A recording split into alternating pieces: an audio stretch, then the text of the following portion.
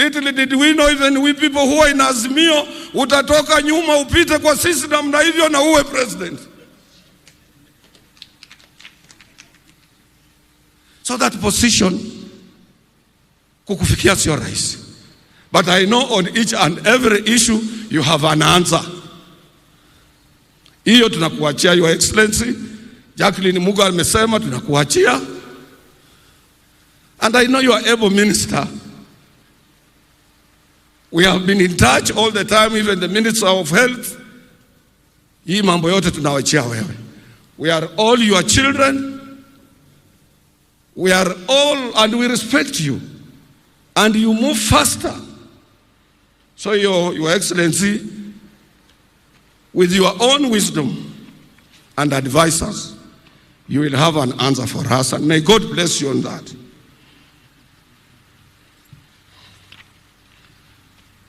Karibu nimalize.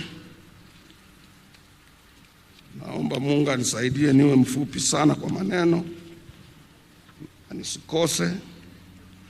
Your Excellency, I a little bit touched on digital e-commerce, as it is known now in the circle of International Labour Organization as platform economy. And also in other areas it is known as smart economy. Because smart, we use smart gadgets, we use smart telephones, smart iPads, smart computers, smart televisions, and these are the things currently driving the economy. We want to thank you for the efforts you are making to make sure that you establish information technology centers in the whole of the Republic to make sure that our young men and women are versed with what is going to be there in future. That is where the world is going, where people will be able to earn from where they are living, from Karachuonyo, from Huisero, where I come from, and from other places, from Coast, from Kilifi, and from other places, simply because now you would have, this one opens the world and the young men to the world markets of business. And we want to thank you for that and appeal to you, Excellency. We have refurbished Tomboya Labour College at a tune of 500 million Kenya shillings without borrowing, coming from workers alone. And I want people who are making noise to visit Tomboya Labour College Kisumu. It's more than any known university in this country today. We are asking you kindly, Your Excellency, to support our efforts on that college and come and launch it as an IT center for our country, where we'll be able to train both workers, employers, and first-line managers from every farm that we deal with, and also from parastatals, and your government as well can use that institution.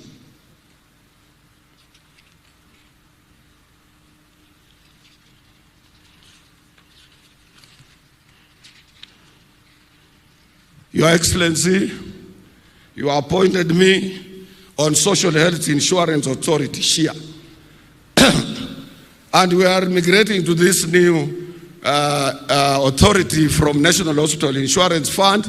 We support you very much on this. And more so the people you appointed on this SHIA board are capable people who are committed, Your Excellency, to help you, including the PS Health, including the current acting CEO, and more so the chairman, Dr. Luenyi. But I want to appeal to you, Your Excellency.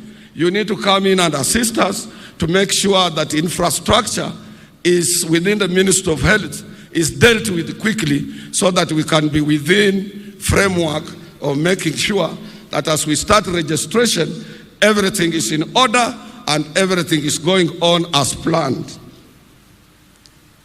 But we will support you in this area. Some of us, we are your eye there. As I'm telling you, it has capable members of the board that I have never seen in another board. People who are concerned, Your Excellency, to support you. Only little bit extend your hand in support of what they are trying to come up with. On the issue of housing, you remember you did lectures about this when last year during Labor Day, and you convinced us as workers that we must support you.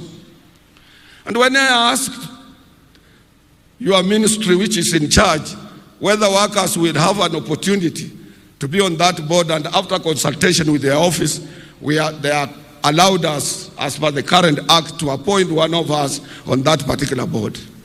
The purpose is we as workers will support it financially.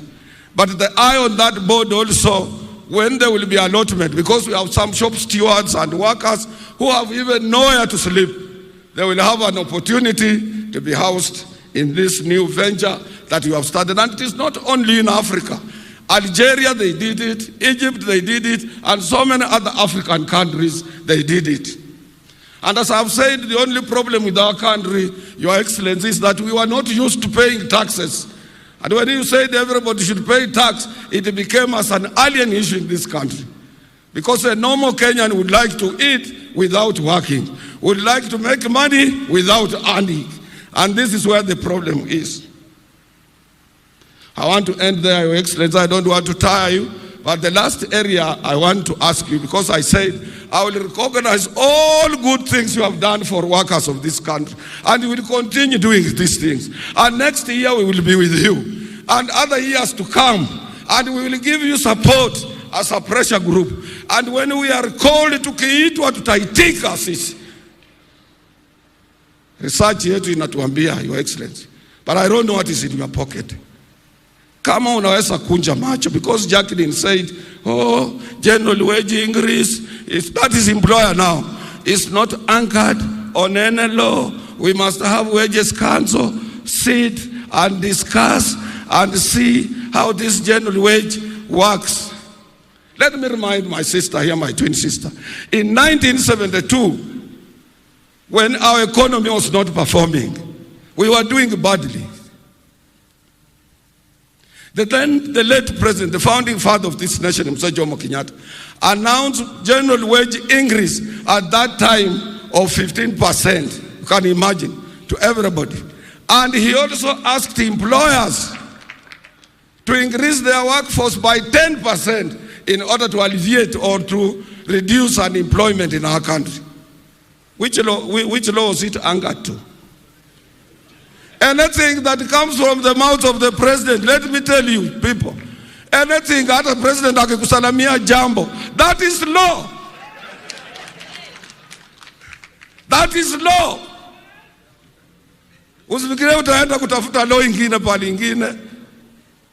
So wacha tupeleke president pole pole na tumwangalie, tumchunge na yeye atatuchunga. Na tunaomba yeye atupatie 22.5% or whatever he has put in his pockets. Ama tena nimesema vibaya? Nikiomba hiyo nimesema vibaya?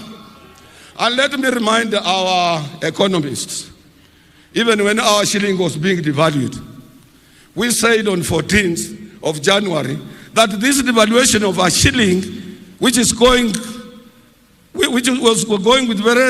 on speedy rush, did not reflect the true economic activities on the ground. Because most of you economists, you are around the year 2007 to 2009, when we had a global economic and financial crisis, when Obama was coming in. This did not affect Africa, because our economy is driven, our formal economy is driven by informal economy, which has huge of deposits in our banks. We don't rely to money from outside. Mama Chondo, Mama Mboga, Jua Kali, wanapeleka pesa kwa banki kila siku na Chondo. And that is why our economy is steady. And I want to appeal to His Excellency to give infrastructure to our informal sector, to support them, and ask governors in various county governments to make sure that markets are built, the informal sector people are not harassed by taxes and so on. These are the people who drive our economy. And Kenya is one. Hata His Excellency akisema 30%. Now we work hard to redouble our efforts in various places to correct the economic anomaly. We will still spur economic growth. We thank you, Your Excellency the President. May I invite our Honorable Minister for Labor, who has done a commendable job, to make her remarks and follow the rest of the protocol. I thank you, Your Excellency.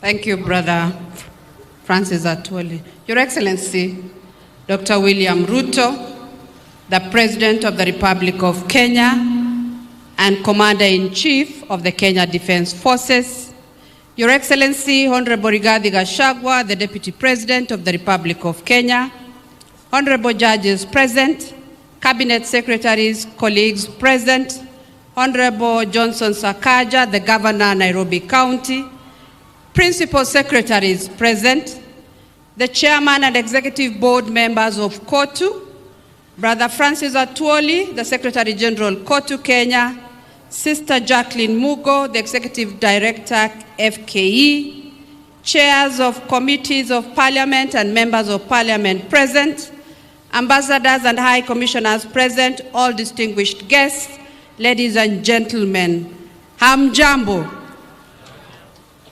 It is an honor to mark the 59th International Labour Day in the company of esteemed workers gathered here at Uhuru Gardens, Nairobi. I wish to express my sincere gratitude to you, Your Excellency, Dr. William Ruto, the President of the Republic of Kenya, for honoring our invitation once again to celebrate with workers on this special day.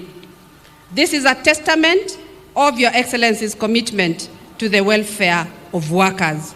We deeply appreciate this great gesture. Today, we join hands with millions around the world to observe the International Labour Day, a day in which trade unions celebrate workers and the fruits of their labor. The theme of this year's celebration, Kenya's workers stand for advanced information technology, training to drive our digital economy. It aligns seamlessly with the bottom-up economic transformation agenda 2023 to 2027, as it underscores the need for readiness to adapt to the changing world of work brought about by digitalization. The emergence of the gig economy signifies a profound shift in employment dynamics across the world as countries embrace rapid digitalization of economic activities in e-commerce and employment. The demand for labor in the digital economy necessitates the need to devise new strategies in governance and policy framework for fair distribution of gains and opportunities. The new jobs in the digital and gig economy come with limitations on how work is organized and regulated, with workers having limited job security, restricted access to social protection, career progression, and the lack in the right to organize collectively. Conscious of these challenges, we note that constructive dialogue, drawing the tripartite and other stakeholders, is crucial to ensure decent work for all. We now have a community of practice, and my ministry is collaborating with stakeholders to review labor laws in this regard. Your Excellency, my ministry has put in place additional measures to ensure skills development is responsive to the labor market demand. Our government launched the National Skills Inventory to map out the skills of all Kenyans seeking employment to enhance employability locally and abroad. In the pursuit to address the high unemployment rate, government has continued to engage with other governments who have a high demand for labor through initiating negotiation of bilateral labor agreements or memorandum of understanding to provide safe and orderly labor migration. We have retained foreign employment on top of our agenda, and so far we have pursued and signed 4 bilateral labor agreements, and 7 are at an advanced stage of negotiation, while 14 are in draft form. The aim is not only to provide overseas opportunities, but also to encourage the return of skilled workers with enhanced capabilities. Encouragingly, there are 254,312 active jobs that have been advertised by the private recruitment agencies on the National Employment Authority website at www.nearims.go.ke. Job seekers are encouraged to register through the website and apply for the jobs. Your Excellency, in our quest to foster workplace harmony and acceptable conditions of work, the Labor Inspectorate has